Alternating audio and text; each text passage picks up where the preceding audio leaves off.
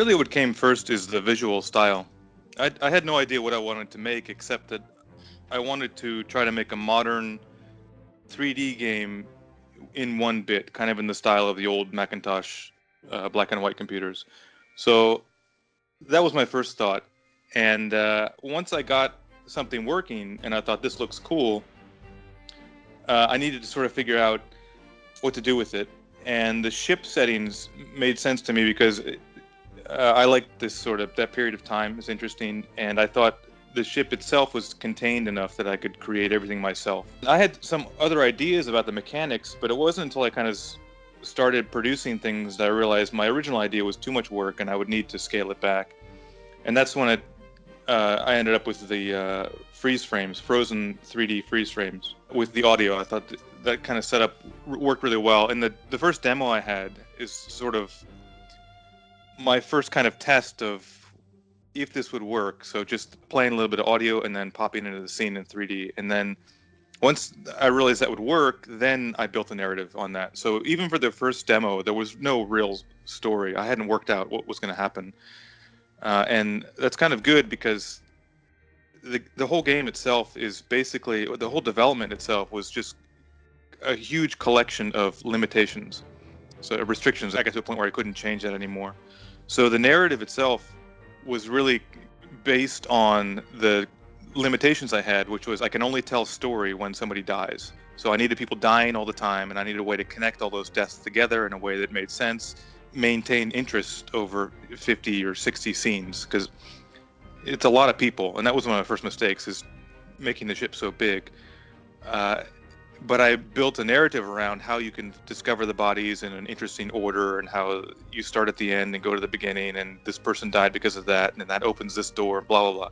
It was a lot of work, and so once I had that narrative set up, I was pretty much locked in to making that happen. I decided, well, I didn't really decide, but I just felt like, okay, that part is solved, so I'll worry about actually producing it, and that ended up taking a couple of years to actually do it.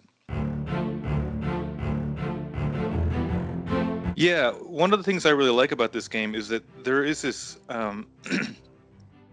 fairly crazy, fantastical story about what happened to the Obra Dinn. There's monsters that attack at different times, and there's storms, and there's betrayals and murder and things like that. But actually, early on, I defined the role of the player as an insurance inspector, insurance agent, who doesn't really care about the big picture. So I wanted the player to focus on the small pictures, on just the identities of people and tracking people. And I had ideas about relationships, and I wanted to show that this is a functioning crew. And I did a lot of research on the kinds of crews and the kinds of people that would be on this ship. Not to say it's historically accurate, but I wanted to show the interdependencies between the crew members and the young people next to the old people, and the experienced next to the inexperienced, and the foreigners next to the British. And I wanted to show all that stuff and make that sort of the focus of the player's gameplay. Even though there's this crazy story and you kind of want to know what's going on, it's more of like a pleasant surprise that there's these crazy things happening. But as a player and as an insurance agent, you just want to get to the bottom of the small details. And that sort of structure helped me focus my energy on what kind of narrative I wanted to do, or how I could structure it. It gave me a little bit more freedom.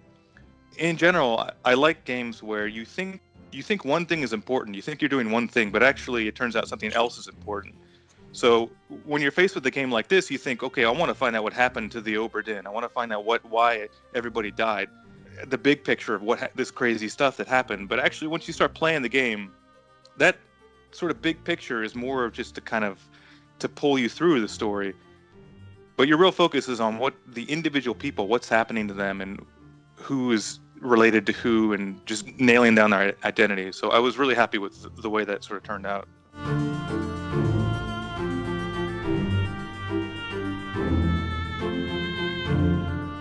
Yeah, the East Indies, they don't care about the sailors. They just want their cargo to go and to come back, and then everyone makes a lot of money. At the top, all the investors make a lot of money. So the setting had already kind of suggested to me how it would be handled. Kind of sort of the same deal with Papers, Please, where the player kind of gets sucked into the role. I wanted that to be reflected in the mechanics of the game as well. I wanted the player themselves to feel what's really important is not this big picture crazy shit. I need to do my job, which is to figure out exactly what happened to everybody. So I'm forcing them to focus on something and to hopefully enjoy something that they wouldn't normally think is the focus of the game.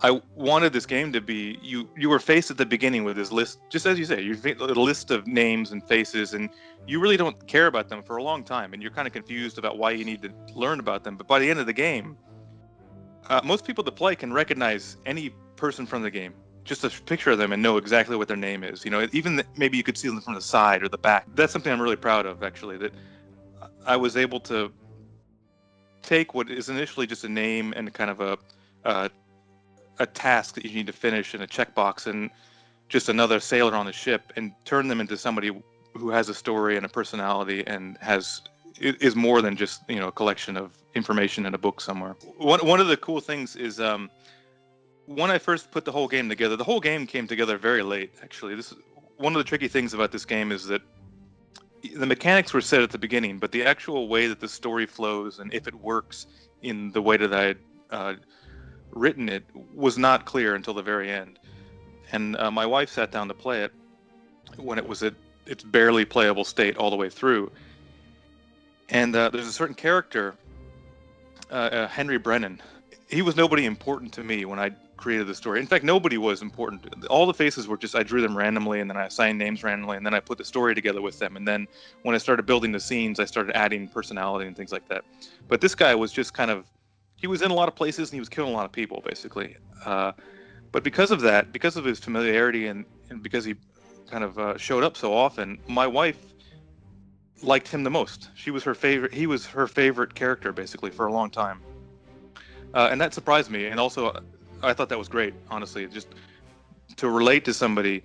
He's killing people and he's there when people are dying, but actually he has motives for each of those cases. And I really like that she was able to connect with this random guy who I did not consider important, just by playing the game and just by spending so much time trying to figure out who he was and seeing how he related to other people, and she kind of brought life to him. And that's another thing that I really like to try to do in my games, is to have the player add themselves in their own mind to build more of the story than I give them. So I leave things very vague and kind of open, and the player is able to fill them in a satisfying, personal way. Yeah, I really wanted to show also that there were not strictly good and bad people. And so your first introduction is often, okay, this guy is an asshole and he shouldn't be doing that. But later on, when you see more scenes, it adds a lot more gray to the picture, which is something I really wanted to show. One of my sort of design goals from the beginning was to have very little reading. This was before the book, so the book added a lot of reading, but I didn't want notes lying around to describe things, and I didn't want the player to have to read a lot of stuff, basically, to put things together in text. And that's mostly because I don't like to read in games, but also localization I knew would be a huge pain in the ass if I had a lot of reading. So instead of having cases where you had to read notes about things, I would, for instance, make a scene where somebody is slaughtering a cow, and then using that scene to deduce a lot of things, just to give the player a lot of visual information. Instead of giving it to them in writing, they could see and deduce from what they see in front of them. I wanted to show a lot of things, and the tricky part of putting the narrative together is that, right, I can only do it when somebody dies. So sometimes it's an animal that dies to let me just add a little bit more information, or it's somebody dies over there, but over here something else is happening. You can get a little more information besides just the 2 meters around where somebody dies, and that was one of the trickier parts of designing the game. And sort of on top of that, the way that the doors open on the ship, you go into the past, and if a door is open in the past, then it will be open in the present. And that was a really tough design decision to make, that I'm going to do that, because it's never explained, and I always felt like it should be explained somehow. So it's one of the things I just gave up on and said, okay, I'm not going to explain it, and it's just going to be that way, and nobody cares. But it meant that I had to kill people near doors that I wanted to open. And that led to a couple weird situations, but I was working with the limitation of I can only show when somebody dies, so I tried to flex that as far as I possibly could to add variety. Yeah, so that's a lot of that is based on research. And once the East India Company was making regular trips to India, there were a lot of Indians who would be picked up in India and then ride back on the ship to England, and would be kind of stuck there looking for another ship to get back and forth and whatnot. It was kind of like that, where a British ship would just go to some random place and then bring back a few people who would be crew, because they would lose a lot of people on the way. So when they reached their destination, they would need more crew, and they would just end up bringing them back, and then they would join the general pool of skilled sailors waiting in England for another trip somewhere. I read this book about real naval disasters, which would be written by the survivors from the 1700s and 1800s and 1600s too, I think. And the first thing you realize is that life was very cheap back then. People were dying all the time. And then the next thing I realized is that these ships were basically death traps. You're in the middle of the ocean with, say, 100 other guys, and that boat can go down at any time. There's really it's just pure luck if they make it where they're going. And so the kind of social structure that you would have in England was there between the officers and the crew and things like that. But you have to rely on these people for your own life. You would stand up for people more to survive. Basically, you couldn't be fighting all the time, because then you reduce everyone's chances to survive. And I wanted to kind of show that, if you're going to be on a boat for 6 years or whatever with somebody, you're going to either you don't get along and you change boats, or you get along with these people, and there would be friendships, unexpected friendships there. And I really wanted to show that in the game as well.